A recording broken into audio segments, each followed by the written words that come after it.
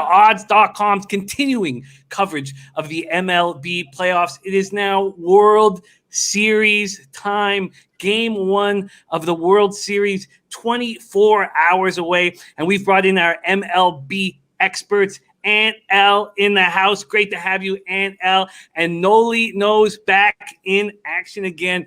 8:09 p.m. Eastern. Game 1 pops off. Rays to win the series, plus 175. Dodgers at minus 210.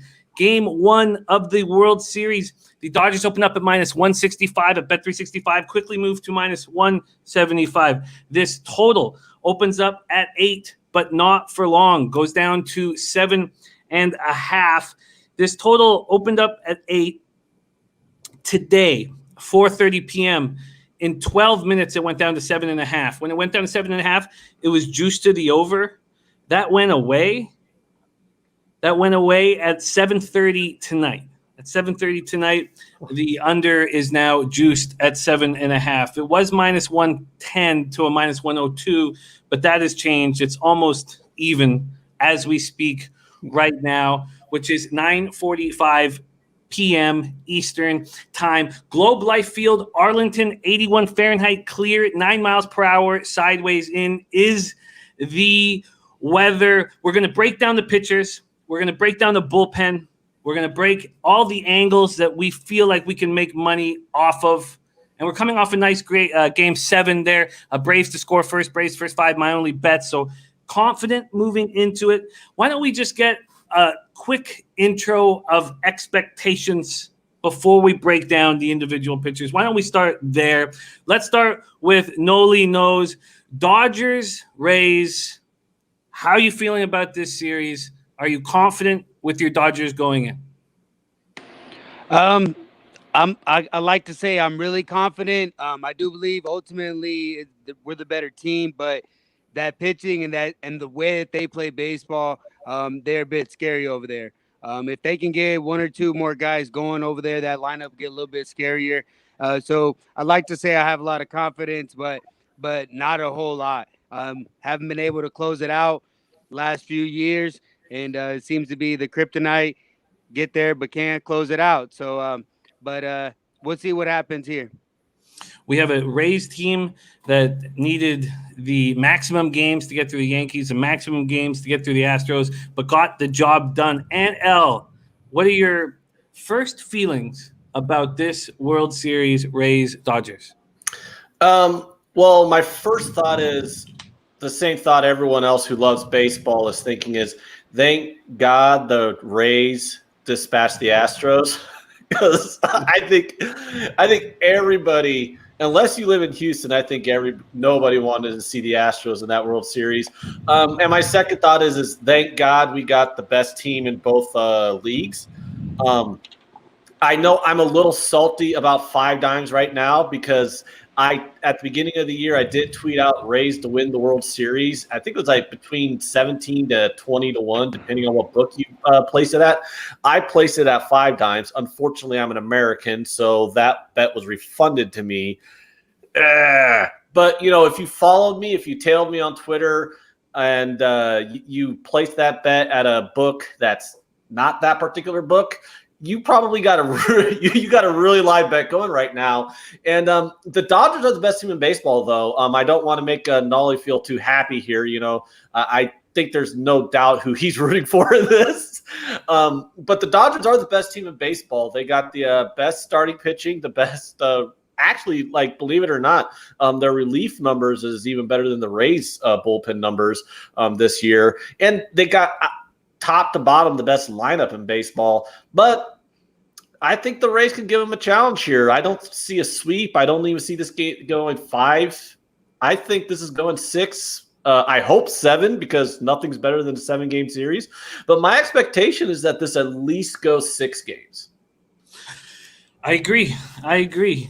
I thought it was interesting that a lot of the experts were saying that there was a starting pitching edge with the Rays. And I think that all depends on what you think of Tyler Glasnow. Because if you're very high on him, then sure, that might lead you towards the Rays with a better starting pitching staff, but I'm not. And I plan to attack Glasnow in game one. Let's break him down first. In the regular season, 5-1, 4.08 ERA, 1.13 whip, 57 in the third, 91 Ks, 22 walks. 91 Ks and 57 in the third. Carried that over to the postseason. 2-1, 4.66 ERA, 1.29 whip in 19 in the third, 25 Ks, 8 walks. In his career, righties and lefties hit the exact same batting average against him. Righties 233, lefties 233. Glasnow is coming off his worst outing of the postseason. 4 runs, struck out just 5 over 6 innings versus the Astros in Game 4 of the ALCS. He said he felt like he was tipping his pitches in that game. In the regular season, Glasnow didn't strike out fewer than 7 hitters in any outing of 5 innings or more. During the regular season, the Rays were 9-2 in games that he started. He gave up 11 home runs in the regular season, allowing at least 1 in 9 of his 11 starts. He's allowed multiple home runs in 3 of his 4 starts. His strikeout prop is at 6.5. It's heavily juiced to the over at -150. It's actually the exact same number that Kershaw's strikeout prop is. But the home runs, and here we have Cody Bellinger, fresh off hitting the game-winning home run, who's 2 for 2 with 2 home runs against Glasnow. Let's go to Ant L. What are your thoughts on Tyler Glasnow? My thoughts is I love his upside. He has ridiculous stuff. He had a 38% K rate. Yep, that's what I got written down here. 38% K rate during the regular season, which is absurd. His ERA is pretty mediocre, but like all of his advanced metrics are elite numbers. When you like really dive into it, you know, it's like this is a guy who has ace level stuff. Now, you know, with that ERA, that's not an ace ERA. So sometimes, you know, there are guys who, you know, people keep going, okay, they're going to be great, they're going to be great, they're going to be great, and they never are. They just keep having that really high ERA, even though they have like a low xFIP, low FIP, you know, those advanced ERA metrics. I don't see that with Glasnow, though. The stuff is there. I think you hit that nail on the head, though. His issue is the home run problem. So if he's going to give up some home runs to the Dodgers, which he probably will, if they're solo shots, that's really going to help the Rays out.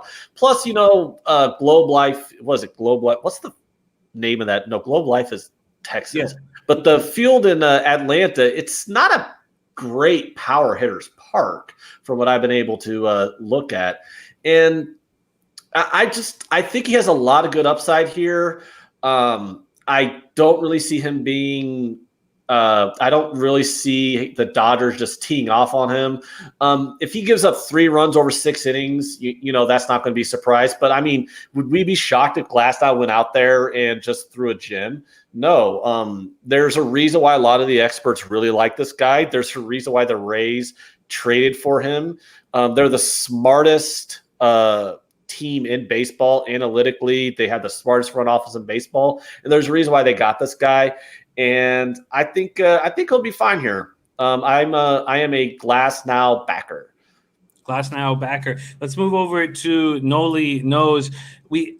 In Arlington tomorrow night. Some sites have it at 10 and 11 miles per hour, but I'm not using I just to see the direction of the wind in the stadium. I use those sites, but I'm going to the weather networks for the wind, and it builds up around 5 or 6 o'clock at night, and it starts dying down a little bit late in the game. But I have 9 miles per hour down to 8 miles per hour at the end of the game, so it will help the pitchers, the wind here. Let's break down Tyler Glasnow. Nolly knows. Take it away. Yeah, just like Ant was saying, this is a guy that's got some really good stuff. He's got a upper level fastball, upper level curveball with a high spin rate on both of those, and a guy that gets a lot of strikeouts. That can be his one downfall is that he does chase the strikeout a lot, runs his pitch count up a little bit because of that, but that also could be a concern with the fastball here against a good fastball hitting team with the Dodgers, especially getting against the righties. But the Dodgers recently, even with the win, really haven't been hitting the cover off the ball. They're not really producing a lot of runs. So I would expect Glasnow to sit here and throw a good start. The one concern, like you mentioned, was the home runs. We keep mentioning that, and that is a concern. But you saw what he was able to put together in 2019, 1.78 ERA, a little bit shows you what kind of stuff he really does have. I'm high on Glasnow, and I mean, like you said, I mean, I'm not expecting him to come out here and be absolutely shut down, but I do expect him to have a good start as long as he can get some strikes with the fastball. The Dodgers are hitting 350 off him with a 1.280 OPS. 7 for 20 with the 2 home runs from Bellinger, a triple from Pollock. So they hit him. All right, let's move on to Clayton Kershaw. How much fun is it to break down Kershaw in the playoffs? Let's talk about his regular season first. 6-2, 2.16 ERA, 0.84 WHIP, 58 and a third, 62 Ks, 8 walks. In the postseason, 2-1, 3.32 ERA, 0.95 WHIP, 23 Ks, 19 innings, 2 walks. In his career in the postseason, we know he struggled. He's under 500, 11-12, 4.31 ERA, 1.09 WHIP, 193 Ks, and 177 and a third. And I guess what jumps out at me the most is the 47 walks and 177 and a third, walking far more batters in the postseason. Righties in his career hit 211 off him, lefties 195. He'll be pitching on normal rest. He threw 5+ innings, allowed 4 runs in the Game 4 loss to the Braves. He was scratched in Game 2. You have to wonder if those back issues will pop up at some point during this. His velocity was up early in the year, got up to 94. It ended up his fastball averaging out at 91.7 miles per hour. So it started dipping near the end of the year. And that's about what he's throwing right now. He's maxing out. And maybe Nolly can confirm this, but I see him maxing out around 91 with that fastball, making his 5th career World Series start. In World Series, he's 1-2 with a 5.40 ERA in 26 2/3. The Dodgers have lost each of Kershaw's past 3 World Series starts, but they're not all bad. Struck out 11 Astros across 7 one-run innings in Game 1 of the 2017 World Series. Let's start with you. Nolly knows Clayton Kershaw expectations. I mean, it's tough right now. You see here as a Dodger fan, you hear all the outside noise and what he's done here in the postseason. I mean, and the numbers speak for themselves. Last time out with the 4 earned runs, I mean, in my opinion, he had no business going out in the 6th inning, and the numbers look a little bit better. I think they just need to be able to use him a little bit differently, and that's something that they've shown unwillingness to do. You look on the other side with Cash, he'll yank you at any time. No matter who you are, Blake Snell, Glasnow, he's going to yank you. And over here at the Dodgers, I mean, just to me, for Kershaw, he just can't see the 3rd time around. That's something that I'm afraid of. You look at his earlier innings, you look at his splits. Earlier in the games, he looks good. But you look in the 5th inning, in the 7th inning, he starts getting lit up. ERA starts to climb over 5. And that's something that I'm more so afraid of. If they start using him a little better, I'm hoping that they do here in the World Series. I think he'll be all right. But like you said, Jimmy, he's topping out at 91, and that's not going to get it done. His curveball still well above average, but 91, he's not going to be able to get anybody out with that. Still, the Tampa Bay Rays are striking out quite a bit here in the postseason. They continue to do that. That's something that they've done all year. And then they've only been hitting about 200 throughout the whole postseason. So if any spot for Kershaw to maybe get right here, it may be here. But like I said, I don't want to see him go deep.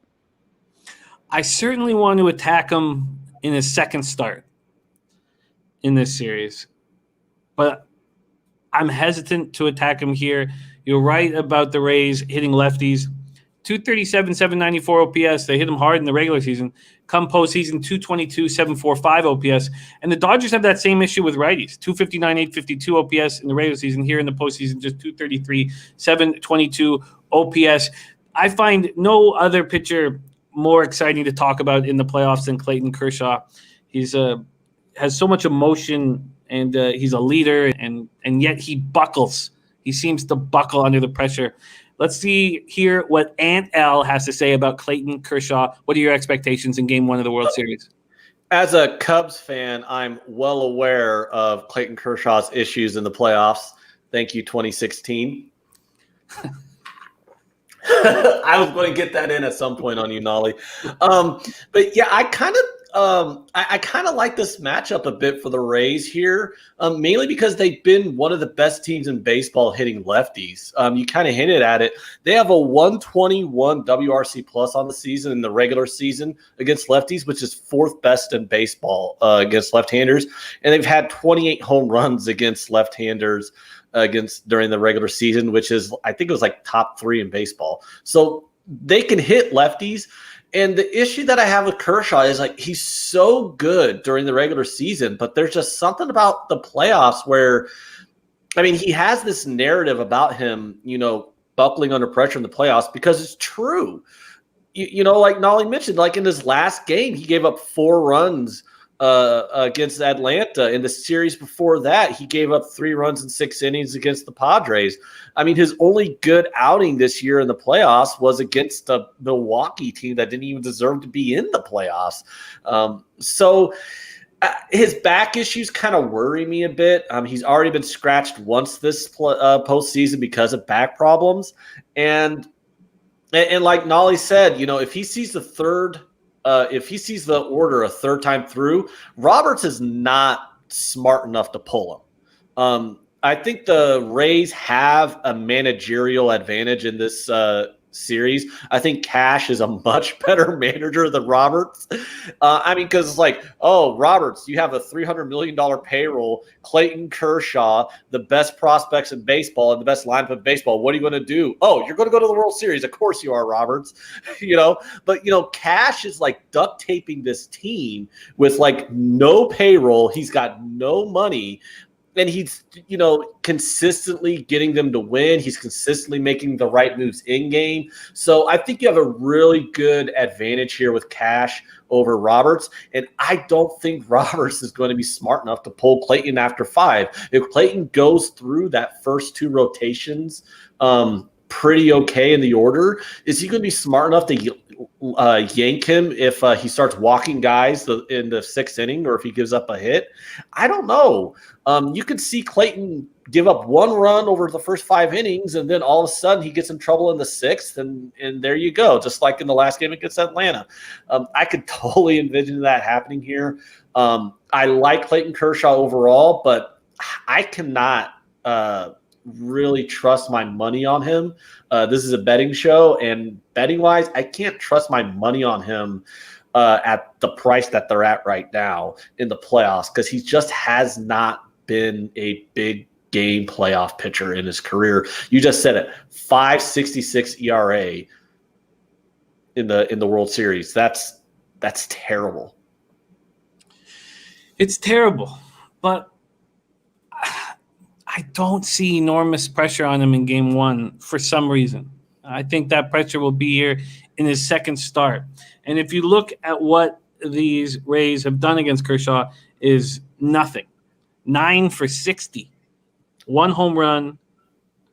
Regular season, though. 1 RBI. I hear you, but 150 with a 455 OPS in a 60 at-bat sample size. And this Game 1, the Dodgers have already shown they can go down 2-0 to an elite baseball team like the Braves and come back and win. So what do you think about this? Well, why don't we ask you, Nolly? I don't think there's enormous pressure on Kershaw in Game 1 of the World Series. I think that pressure comes Game 5 of the World Series, especially if they're behind. Nolly, what do you think about the pressure on Kershaw? I think you're right. Not as much pressure as you might think. Everybody's all eyes on him, of course, but he's been here before and he's done pretty well before. Just got to close it out, man. That's just the main thing. I think he's going to be able to do it. So let's talk about the market here. We'll go with team totals. Team totals open up with each team at 3.5. The Dodgers over that team total has been going up since it opened. It opened at minus 140 at Bet365, was minus 145 about an hour ago. It's minus 150 before we started the show. On the other hand, the Rays team total is juiced heavy to the under. Their team total right now is at 3.5, and the over is at plus 120. The under is at minus 150. I want to hear your angles, but my plan right now is to back the Dodgers first 5 minus a half at minus 120. And this first 5 total that's at 4, and the wind, I want to see if it goes down to 3.5. And if it goes down to 3.5, I will bet the first 5 over. And I'm not that against it at 4. And I also think the bullpens, which we will talk about next, are going to succeed early because of their skill set, obviously. We have a bullpen here for the Rays that had a 3.37 ERA, 1.19 whip. Their whip has gone up in the postseason to 1.43, but still 3.41 ERA. The Dodgers bullpen so strong in the regular season, 2.74 ERA, 1.04 whip, 3.40 ERA in the postseason, 1.15 whip. But there's no familiarity with these guys. And I think early on in this series, the bullpens will be strong. I think second half unders are appealing unless, of course, Kershaw is on the bump at the start of the 6th inning. Let's go to bullpens. And you already touched on it. Why don't you just add a little bit? But you believe here, because I don't. I believe the Rays have a bullpen advantage in this series. But you believe the Dodgers do? I believe that, ERA and FIP-wise, the Dodgers had a better bullpen during the regular season than the Rays did. But a lot of that could be attributed to the fact that the Rays had a much better offensive teams that they were going up against. I mean, there was no interdivisional games. It was all East versus East, West versus West.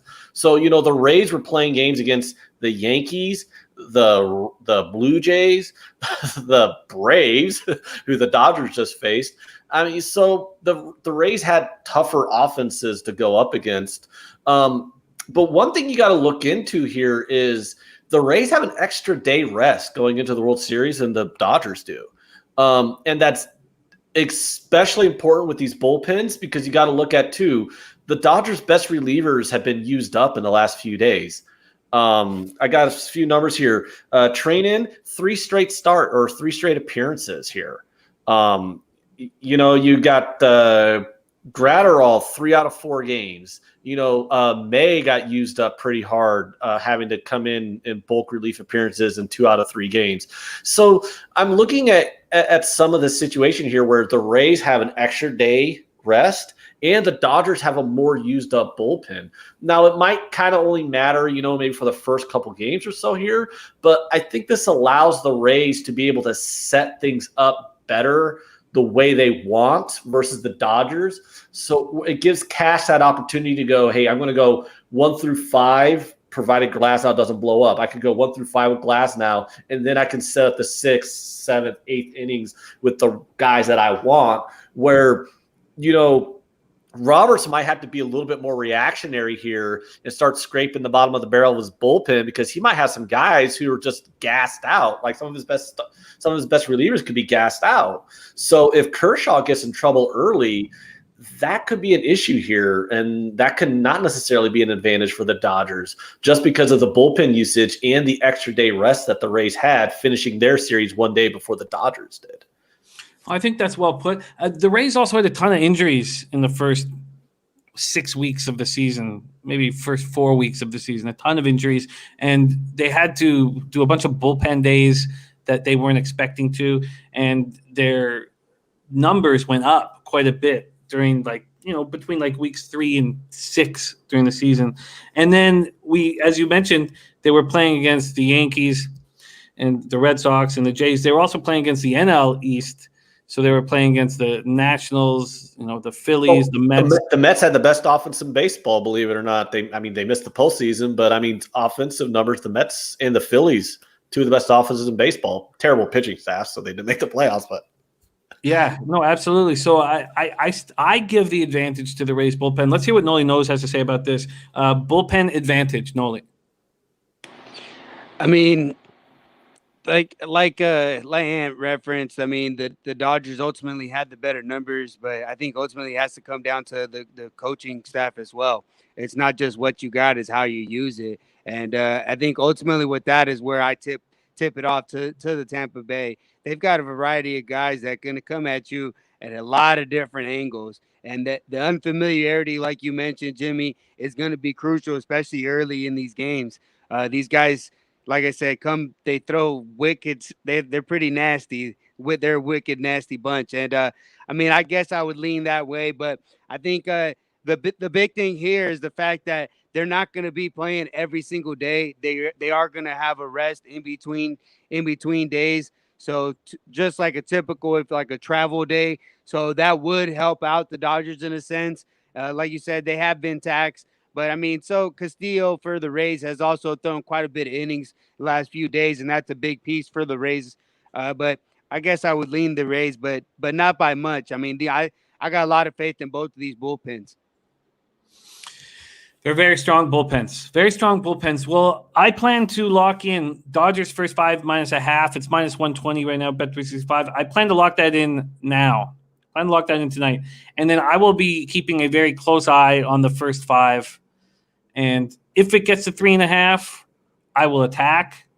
If it stays at 4, I'm not entirely sure what I will do. That is my plan of attack. Let's hear how you guys are betting this game. We'll start with Ant L. How are you betting game 1 of the World Series? Just looking at the current line movement, I know the Dodgers are a very public team. And I also think they're the better team too. So, but I'm looking at the number because you know me, I'm like, I just bet the numbers, not the teams. I already see movement on the Dodgers, and I expect there to be more movement on the Dodgers. That's going to give me favorable numbers on the Rays. And I have every intention of, by the time first pitch hits, I'm going to have a ticket on the Rays in my back pocket. That's going to be my play on the game, is the Rays money line. I just think that's where the value is. I got this game lined at the Dodgers -130. So that would put, the Rays at like +130 going into this game. Just some of those factors we talked about, the uncertainty with Kershaw, the uncertainty with Kershaw. Is he going to have back issues? Is he going to have back spasms? Is he just going to be playoff Kershaw here? The advantage that the Rays are going to have going into their bullpen in this game. I just see this price is a bit out of whack for me. And I see money coming in on the Dodgers, and that's why I'm going to wait, because normally I like to try and hit lines a little bit early. But if I'm going to get a better price on the Rays, because just so people know, we're recording this, on Monday night. I'm going to get a better price on the Rays come tomorrow at like +1. If I could get a number at +170, I'll be clicking my heels. But right now I'm looking at about market wide. They're around +160-ish. So I think +170 is definitely going to happen. I think that's a steal to bet at that price. But like I said, that's just a value play. I do think the Dodgers should be favored overall. I do have the Dodgers fair line at about -130. All righty. The Rays, and he's going to wait. He is going to wait, which makes sense. Let's hear what Nolly Knows is going to do. How are you betting game 1 of the World Series? Okay, L took Tampa. Just mental note. All right. It's a price grab, man. Now, when I look at these games, I really love the pitching that I see here. The big doubt, like we say, always with Kershaw. In my opinion, he does pitch well. They just got to be able to work him a little bit better. But ultimately, I feel that the bullpens together and the inability of Tampa Bay to really put a lot of runs on the board. They're averaging 3.5 runs a game here in the postseason. They've relied heavily on their pitching staff. I'm still even at the 7.5, being that we still need the same number. I'm taking a shot at the under here, under 7.5. Full game under 7.5. And Nolly, what's your expectation of the market move on the full game total? Do you expect right now it is at most books juiced, and at a few books it's minus 120 to the under and even money to the over? What is your expectation of that come game time? I mean, it's tough for me to say. That this thing's been taking quite a bit of action to the under. You look at the first 5 total, opened at 4.5, moved down to 4, maybe down to 3.5. To me, though, come game day, typically game day, you find a lot of over betters. So I think the number pretty much stays right about even. I don't expect it to go back to 8. If it goes back to 8, I expect it to get hit again. To me, 7.5 is 7 is just such a key number to me. And interestingly enough, Nolly there. Yeah, it's not going to go to 8. The books can't. The books, the way it got hammered when it was at 8, the books can't take it to 8. They'll move the juice around, but you're not going to see 8 again because it's just immediately going to get slammed again. Well, even the sharpest offshores moved it to 8 again at 7:22 p.m. and it lasted there for 2 minutes. Yeah, it should be. They should keep it at like 7.5, and they might move. The smartest move would probably be just evening out the juice at like minus 10 on each side. I mean, because 7.5 sounds about right. I just don't. I mean, you can't keep this total. I mean, I would hammer the crap out of this under if it was 8. Are you kidding me? Yeah.